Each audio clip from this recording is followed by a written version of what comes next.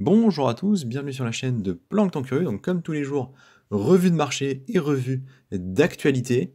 Alors je vous avais posé une question il y a 2 jours concernant le branding de la chaîne. Vous êtes plusieurs à m'avoir répondu, donc merci. Vos commentaires ont tous été très positifs, dans la bonne humeur, dans plutôt une dynamique enjouée. Donc merci pour ça, ça fait vraiment plaisir.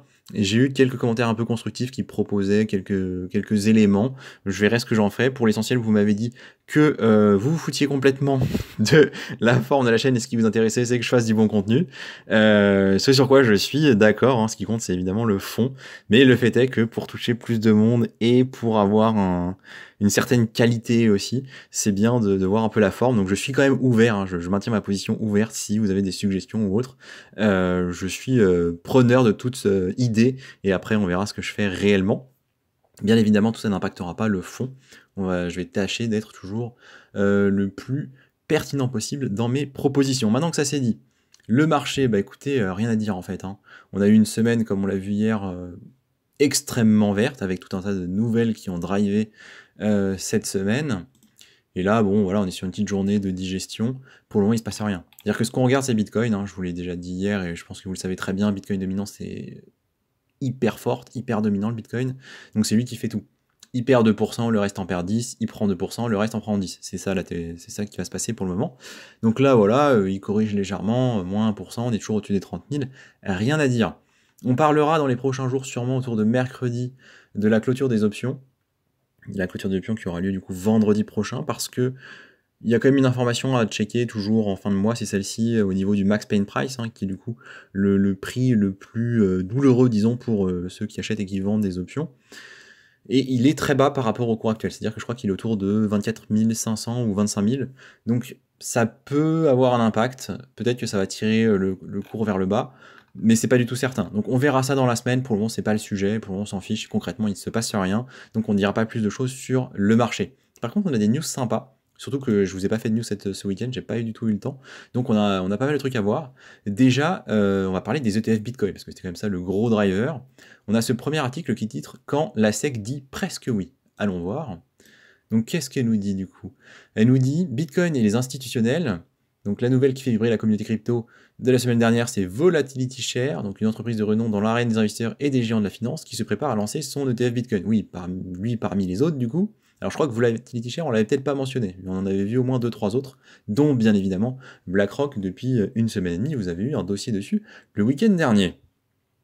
Et donc on nous dit du coup la SEC a accepté la requête de la société d'investissement. Alors bien évidemment, il faut tout de suite parler des différents types d'ETF. Donc voilà le document que je vous avais présenté la semaine dernière, celui que j'ai constitué. Donc je rappelle pas ce que c'est un ETF, vous avez la définition là, faites pause si vous voulez, et sinon ça a été expliqué maintes et maintes fois dans de précédentes vidéos. Par contre je vous rappelle ceci, il y a 3 types d'ETF, le spot, le futur et le trust. Donc nous ce qu'on veut vraiment c'est ça, c'est le spot en fait. Le spot, c'est bien simple, il y a des bitcoins achetés pour tout bitcoin que vous demandez, que vous acquérez par cet ETF. Donc en fait, vous achetez concrètement des bitcoins. Vous pouvez normalement même les demander au fond si à tout moment vous voulez les récupérer. Les deux autres, c'est pas le cas. Les deux autres, c'est pas le cas. Le futur, bah, c'est comme les contrats futurs sur les échangeurs centralisés, hein, c'est-à-dire que concrètement, vous pariez sur une valeur, vous faites un emprunt. Vous empruntez quelque chose, mais vous n'achetez pas réellement du BTC, vous ne pouvez pas les demander. C'est un contrat d'achat en somme, ou un contrat de vente. En fait, ce que vous achetez, c'est un contrat. Et le trust, c'est en fait une autre catégorie dans laquelle le gestionnaire va gérer votre argent et vous recevrez des parts du fonds en échange, mais là vous ne pouvez pas vraiment recevoir de BTC, vous allez recevoir des parts du fonds.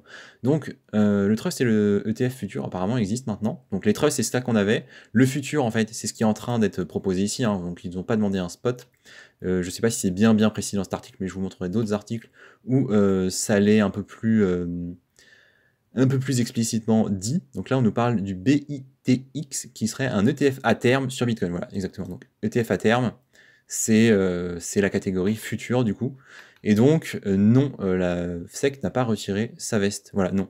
en fait, c'est pas détenir exactement du BTC. Donc c'est très bien expliqué dans l'article, comme vous le comprenez. Je ne l'ai pas lu avant de le voir, parce que je m'attendais à ces informations-là.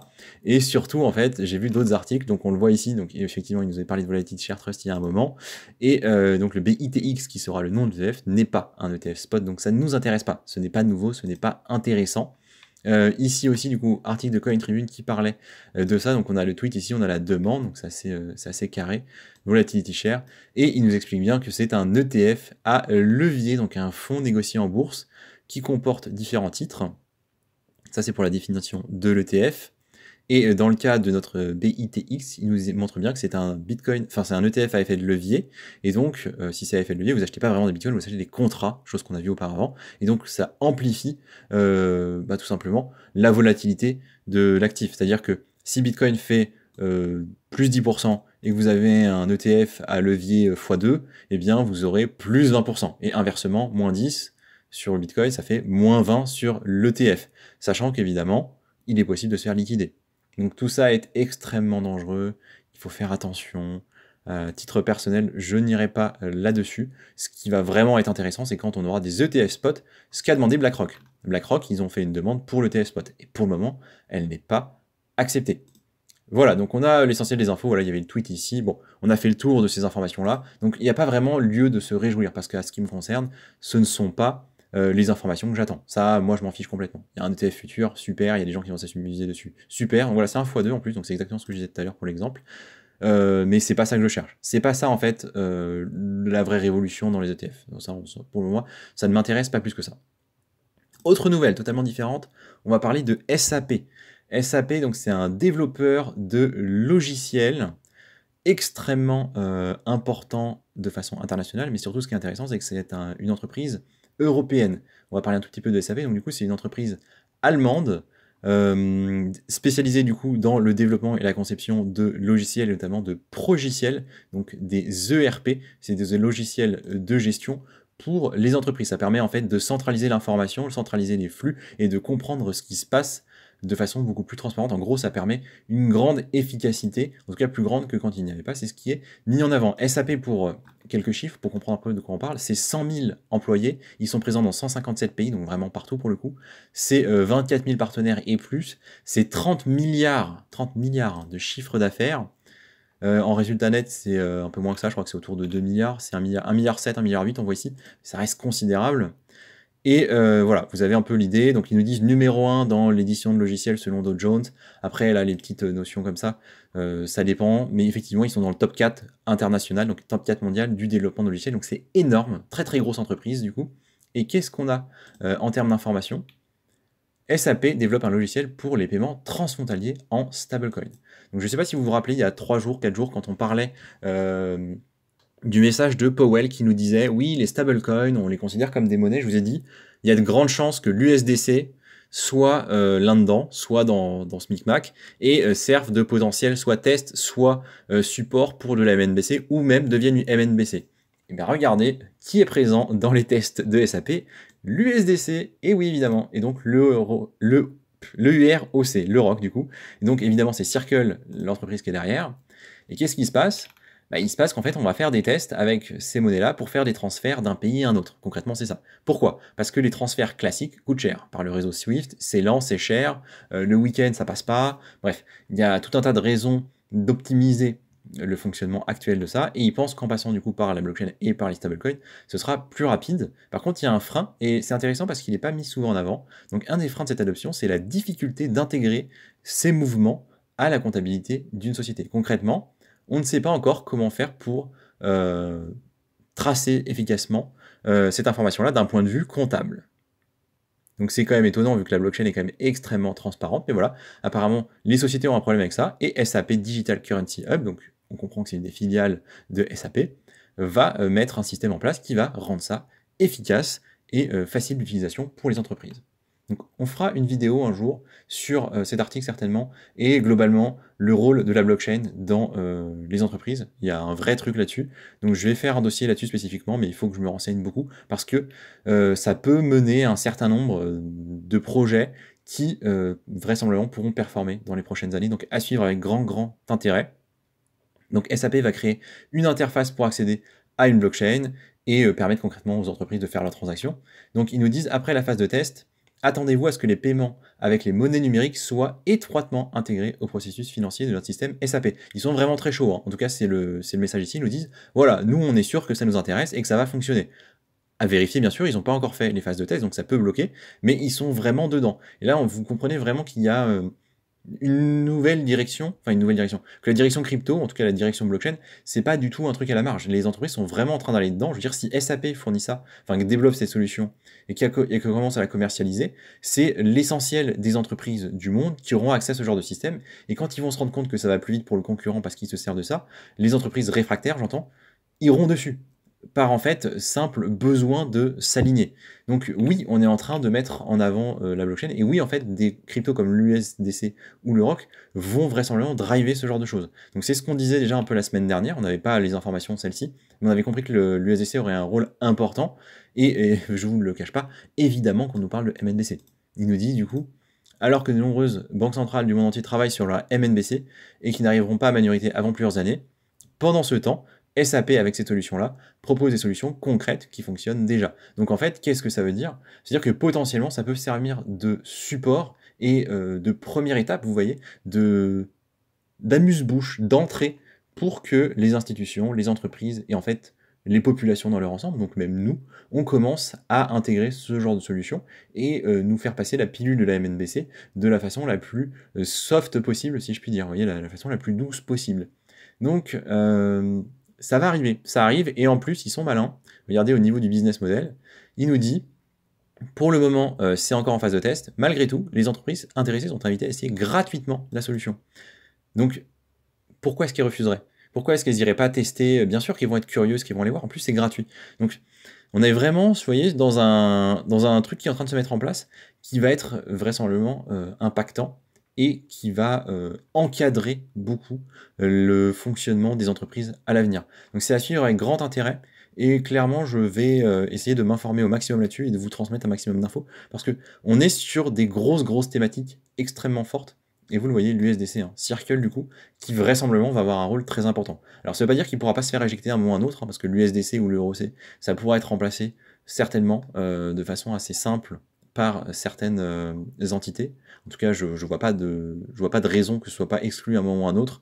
Mais pour le moment, on est sur des choses qui peuvent être favorables à l'écosystème crypto, même si on va dans quelque chose du coup d'assez centralisé et dans le contrôle. Donc à suivre avec grand intérêt, pas que parce qu'on est des investisseurs, mais parce que vraisemblablement, c'est dans cette direction qu'on va en tant que société développée. Voilà. Donc à suivre avec grand intérêt.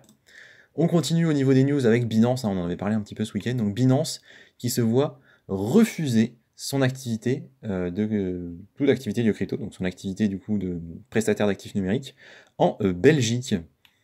Donc c'est pas que la Belgique, hein, on en avait parlé la semaine dernière, il y a le Royaume-Uni qui a refusé, il y a des enquêtes au Brésil et en France, les actions qui sont suspendues au Nigeria, ça commence à faire beaucoup, et ça commence à être en Europe surtout. C'est-à-dire qu'en fait, là l'impression que j'ai, c'est que Binance est en train de perdre du terrain, et qu'au contraire certains échangeurs américains prennent du terrain. C'est-à-dire que Binance concrètement va se faire petit à petit sortir de l'Amérique, donc au profit de Circle, de Coinbase, peut-être de Kraken.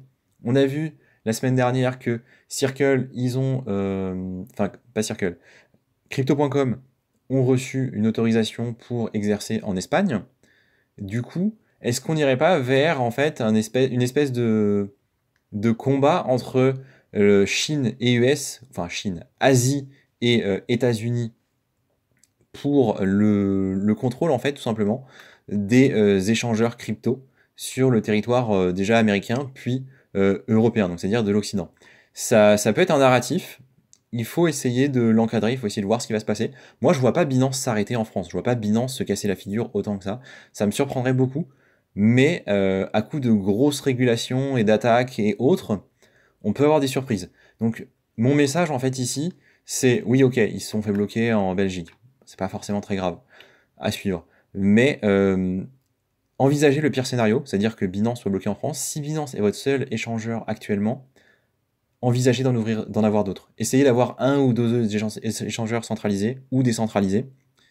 privilégiez peut-être un échangeur américain et un autre basé ailleurs, peu importe où, ça ne me regarde pas. Avec ou sans KYC, c'est votre problème aussi. Essayez de bien comprendre comment marchent les wallets décentralisés, essayez de comprendre comment MetaMask ça fonctionne, c'est vraiment très facile. Essayez éventuellement avec d'autres wallets décentralisés, au cas où. Et évidemment, si vous voulez une troisième solution, checkez peut-être une Ledger. Encore une fois, j'ai pas de partenariat ou quoi, mais il y a toujours 30% sur les Ledger. Ça les fait, je crois, autour de 50 euros. Ça vaut le coup. Ça vaut le coup. Si Binance se casse la figure, vous envoyez tout, soit sur un MetaMask, soit sur votre Ledger, soit sur un autre échangeur, où vous splittez. Ça n'a pas de prix en fait. Ça n'a pas de prix d'avoir cette sécurité derrière vous, de se sentir bien, tranquille au moment où potentiellement on sera en galère. Donc voilà, juste un warning, évitez de vous retrouver coincé si vous êtes juste sur Binance. Ça peut arriver, c'est pas certain, peut-être qu'il se passera vraiment rien et c'est ce que je souhaite parce que personnellement j'aime bien Binance et j'ai rien contre eux. Et j'espère que globalement ça se passera bien parce que si Binance tombe, ça va être très mauvais pour le marché crypto dans son ensemble. Donc oui, ce sera des opportunités, mais Binance ça reste quand même un mastodonte et on aimerait bien qu'il reste en place. Mais ça peut arriver, donc attention, ayez ça en tête, ayez des solutions de secours, vous avez compris le message. Et on termine juste sur une petite news comme ça, un peu inattendue.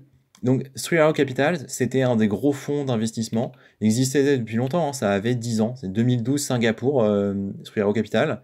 Ils avaient quelque chose comme 10 milliards d'actifs sous gestion. Et ils ont fait faillite il y a un an à peu près, en juillet 2022, vous voyez ici. Donc le fonds a fait faillite tout simplement à cause du bear market et que ils avaient trop investi, ils avaient des dettes parce que leurs investissements n'ont pas marché. Donc 3 milliards et demi de dettes. Les gars, ils ont 3 milliards et demi de dettes, ils ont lancé un nouveau fonds. Ils ont lancé un nouveau fonds. Au niveau du titre, on s'est pas embêté, hein, c'est Three Arrows Capital Ventures. Voilà, on a juste ajouté Ventures. Et ils sont repartis.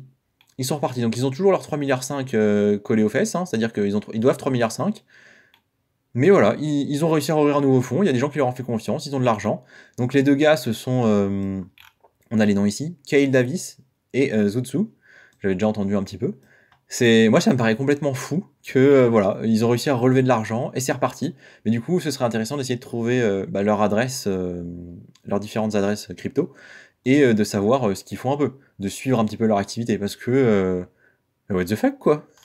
3,5 milliards, le fonds s'est cassé la figure, on est reparti, il y a des gens, parce que quand on dit on est reparti, c'est pas de l'argent de poche, hein, c'est pas leur argent à eux, il y a des gens qui leur ont fait confiance, qui ont quand même perdu de l'argent dans cette du coup histoire du bear market là, et de leurs investissements qui manifestement n'ont pas marché, et pourtant, il y a d'autres personnes, ou peut-être les mêmes, qui leur ont redonné des liquidités pour remonter un fonds, pour gérer leur argent et repartir sur des investissements.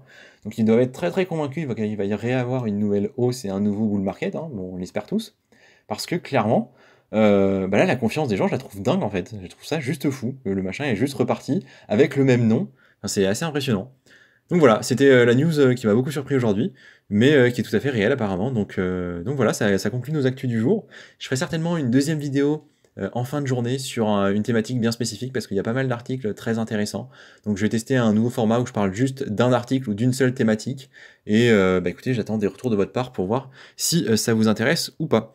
Voilà, merci de m'avoir écouté et je vous dis à tout à l'heure. Bonne journée.